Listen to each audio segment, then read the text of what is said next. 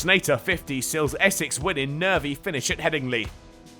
Day 2 saw the only half-century of the match so far. Dan Lawrence patient and cautious to help Essex earn a slender lead. Yorkshire had dragged that advantage down to 4 at the start of their second innings, but they'd already lost Lyth and Hill. Bean unbeaten on 41, the score 87 for 2. Essex picked up another early wicket though, the 100 up for Yorkshire but for the loss of 3. Kola Cadmore out for 12, edging Sam Cook to Sir Alistair Cook.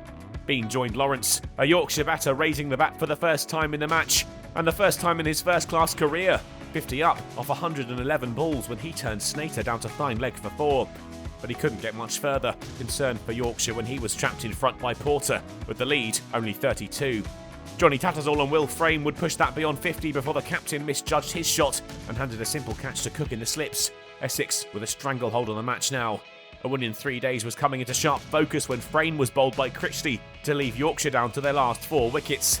Thompson couldn't save his side either. Another for Critchley, the all-rounder holed out to Lawrence for 2. Revis and Code clung on through to lunch. Yorkshire in trouble, leading by 88 with just 3 wickets in hand. While plenty had surely started to write off Yorkshire's chances, Code didn't get the memo, leading the recovery for the home side as the score quickly increased and Essex struggled to rein them in.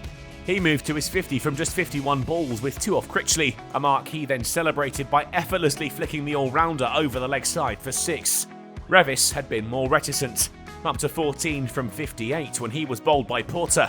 Yorkshire's lead now a handy 147. Essex breathed a little easier when Code had his off-stump uprooted by Critchley. Yorkshire down to their final wicket now. And the magic number for the visitors would be 162. Patterson out caught behind for Porter's 4th. Yorkshire all out for 252. This one looked set to be done and dusted inside 3 days, but there was no guarantee it would go Essex's way. Batting had been tricky at Headingley over the past few days, which made Bean's maiden 50 all the more impressive. It wasn't going to be straightforward for Essex. Brown's early departure for 3 a timely reminder of that for the visitors. But Cook and Wesley recovered, 27 added by the second wicket pair to take them into tea, needing 132 more. There were nervy moments after tea for Essex. Wesley had batted with caution but was punished after the break. A catch for Revis at backward point. Still hope for Yorkshire. Dan Lawrence, first innings hero, could only muster 12 before he had his stumps rearranged by Patterson. And suddenly the visitors were under real pressure. Critchley out 3 balls later, courtesy of a fine one-handed grab from Patterson. And 6 balls later, Essex slumped to 60 for 5. Cushy, the second consecutive batter to go without scoring, left in a heap. LBW to Code. While wickets had tumbled, Sir Alistair Cook had managed to stick around, grinding his way into the 30s, having been there from the start. But on 35, Patterson did it for a 4th time. Kola Cadmore with the catch in the slips. Snater fought back as he so often does. Patterson whipped for 6 over the leg side. He and Rossington counter-attacked, and Tattersall responded. Patterson replaced by Hill, who struck 2 balls into his spell.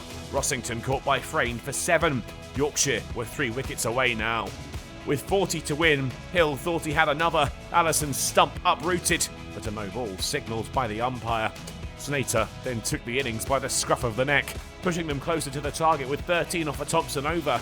With a single off Code, he went to a 50, scored off 38 balls.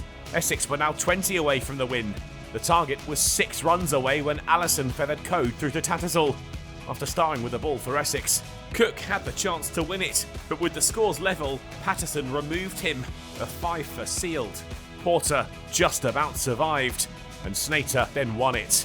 4 flashed through the leg side. Essex had got over the line, when at times it looked like they'd fall at the last.